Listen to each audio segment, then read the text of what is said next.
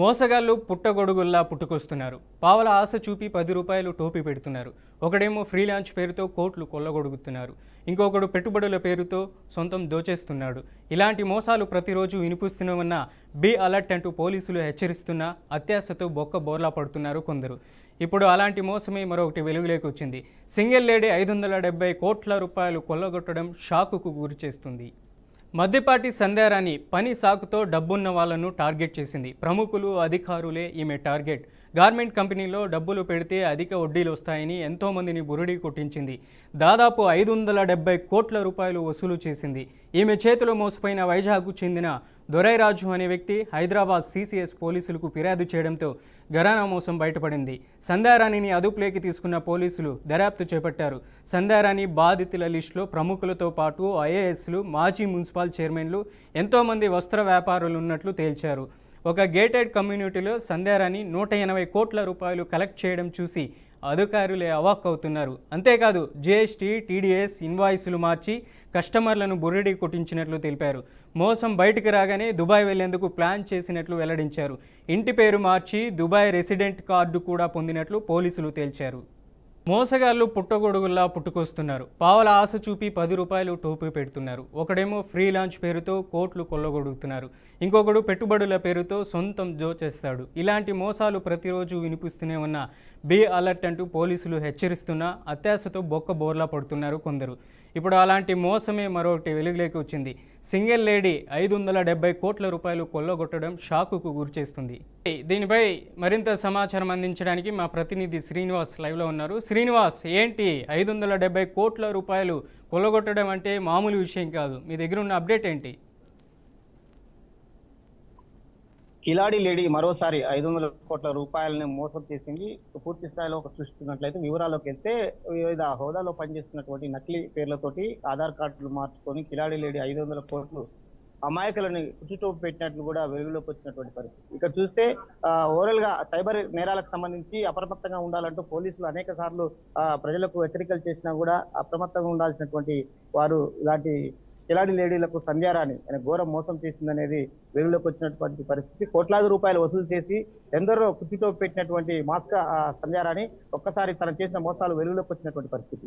ఇదే విషయానికి సంబంధించి గతంలో కూడా అనేక మంది ఎవరైతే వ్యాపారవేత్తలు కానీ అక్కడ సెలబ్రిటీస్ కానీ ఉంటారో వారిని అదునుగా చేసుకొని ఈమె ట్యాప్ చేస్తుంది. ట్యాప్ చేసిన తర్వాత వారికి రావాల్సిన డబ్బులే కానీ తిరిగి చెల్లించడంలో కూడా ఈమె వివిధ ఐఏఎస్, ఐపీఎస్ సంబంధించినటువంటి బ్యూరో సంబంధించినటువంటి విషయాలలో ఈమె కీలకంగా ఉన్నట్లు కూడా దానన్నిటికీ అంటే ఒక క్రియేట్ చేస్తూ ఒక పూర్తి స్థాయి ఒక హైలీ సంబంధించినటువంటి క్వాలిఫికేషన్ కానీ హైలీకి సంబంధించినటువంటి బిజినెస్ సంబంధించినటువంటి కమ్యూనికేషన్ ఉన్నట్లు కూడా క్రియేట్ చేస్తుంది. ఇవన్నిటిని చూసుకొని ఎవరైతే వ్యాపారవేత్తలకు సంబంధించినటువంటి వారు ఉంటారో వీరందరూ ఈమె చేతిలో మోసపోక తప్పలేదు. కానీ ఏది ఏమైనప్పటికీ వివిధ హోదాలో పనిచేస్తున్న అధికారులు కానీ డబ్బే ప్రధానంగా వారిని మోసం చేయడం కొరకు ఈ కిలాడి లేడీ చేసినటువంటి సంతంగం అంతా ఇంత కాదు. ఏకంగా చూసినట్లయితే 570 కోట్ల రూపాయలను ఉడాయించినటువంటి వ్యక్తి సంధ్యారాణి. ఈ సంధ్యారానికి సంబంధించినటువంటి వివరాలకు వెళ్ళినట్టు చూసినట్లయితే ఆధార్ కార్డు ఒక తీరు ఉంటుంది, ఈమెకు సంబంధించిన సెల్ రిజిస్ట్రేషన్ నెంబర్లు మరో తీరు ఉంటాయి. ఇవన్నిటికీ అంటే ఆన్లైన్ లో ఉన్నటువంటి సిస్టాన్ని మోసం చేస్తూ తనకున్నటువంటి చాకచక్యంతో ఒక మోసపూరితమైనటువంటి భావజాలంతో వివిధ వ్యాపారవేత్తలని ఉచ్చులోకి దింపుతుంది. దీనికి సంబంధించినటువంటి వ్యాపారవేత్తని తమకు ఆధీనంలోకి వచ్చిన తర్వాత తమకు చేయాల్సినటువంటి విధి విధానాలకు అనుగుణంగా తనకున్న అడ్రస్ ప్రూఫ్లను మార్పు చేస్తూ నకిలీ ప్రూఫ్లతో కిలాడి లేడీ మాత్రం మోసం చేసినటువంటి పరిస్థితి. ఇలాంటి మోసాలకు, సైబర్ నేరాలకు దూరంగా ఉండాలంటూ ప్రభుత్వాలు అనేక వ్యక్తులకు చెప్పినా కూడా కిలాడి లేడీ చేసే మోసాలకు మాత్రం ఖచ్చితంగా బలి కావాల్సి వచ్చిన పరిస్థితి. 570 కోట్ల రూపాయలు వ్యాపారవేత్తలని టార్గెట్ చేసుకొని చేసిన సంధ్యారాణి మరోసారి ఆమె యొక్క గుట్టురట్టయినటువంటి పరిస్థితి. ఇలాంటి పరిస్థితులు పునరావృతం కాకుండా చూడాలంటే ఎవరైతే ఉంటారో వారందరూ అప్రమత్తంగా ఉండాలని ప్రభుత్వం ఇప్పటికే సూచనలు కూడా చేస్తున్నటువంటి పరిస్థితి. ఇలాంటి కోట్లాది రూపాయలు ఒకప్పుడు చిట్ ఫండ్స్ కానీ సంబంధించిన వ్యాపార వ్యవస్థలు చేసే మోసాలు ఉండేవి. కానీ ఈ కిలాడి లేడీ చేస్తూ ఆధార్ కార్డులు మార్పు చేస్తూ ఒక్కసారిగాను కొల్లగొట్టినటువంటి తాజా పరిస్థితి వెలుగులోకి వచ్చినటువంటి దుస్థితి. శ్రీనివాస్, అలాగే దీని వెనకాల పెద్ద పెద్ద ప్రముఖులు ఉన్నట్లు కూడా సమాచారం అందుతుంది. మద్దిపాటి సంధ్యారాణిని పోలీసులు అదుపులోకి తీసుకున్నారు. ఎటువంటి సమాచారాన్ని రాబట్టే అవకాశం ఉందంటారు? ఒకటేసారి అంటే 180 కోట్లకు సంబంధించిన ఒక లావాదేవీలు కావచ్చు, రాజకీయ నాయకులతో ఉన్నటువంటి లాలూచి కావచ్చు, వీళ్ళు ఐఏఎస్ ఐపీఎస్ కొంతమందిని ట్రాప్ చేస్తూ ఈ శ్రీకాంత్ అనే వ్యక్తి ఫిర్యాదులో విచారణలో కూడా చేపట్టినటువంటి సిసిఎస్ పోలీసులు ఒక్కసారిగా ఈమె చేసినటువంటి ఆగాత్యాలు ఒక్కసారిగా వెలుగులోకి వస్తున్నటువంటి పరిస్థితి. ఇక చూసినట్లయితే సంధ్యారాణి చేస్తున్నటువంటి ఆగడాలు అంతా ఇంత కాదు. అంటే హెవీలీ సంబంధించినటువంటి టెక్నాలజీ వాడుతుంది. దీనికి సంబంధించినటువంటి ప్రూఫ్స్ ఎక్కడ బయటపడకుండా అంటే ఎవరైతే వ్యాపారవేత్తలు ఉంటారో వారి నుంచి తీసుకున్న డబ్బు కానీ తిరిగి చెల్లించకుండా తమపై అంటే ఫిర్యాదు చేయడానికి కూడా అనవాయితీ లేకుండా చేస్తుంది. అదే క్రమంలో ఎవరైతే ఎక్కువ మొత్తాలో డబ్బులు ఇచ్చిన వ్యాపారవేత్తలు ఇబ్బంది పడుతూ ఒక్కసారిగా ఎక్కడ ఫిర్యాదులు చెప్పుకోకుండా చేస్తుంది. కానీ 80 కోట్లకు పైగా వసూలు చేసినటువంటి ఈ సంధ్యారాణి మరొకసారి పోలీసులు అవాకైనటువంటి పరిస్థితి చూడొచ్చు. లావాదేవీలకు కానీ సంబంధించినటువంటి వివరాల్లోకి వెళ్ళినట్టయితే ఎక్కడ అంటే తనకు సంబంధించినటువంటి సొంత రిసిప్ట్స్ కానీ సంబంధించినటువంటి డాక్యుమెంట్స్ కానీ ఎక్కడ వీలునామా ఎలాంటి విషయంలో కూడా ఉండకుండా చేస్తుంది. ఈజీ మనీ కోసము అనేక కంపెనీల దగ్గర నుంచి కోట్లాది రూపాయలు అయితే కొల్లగొట్టినటువంటి పరిస్థితి.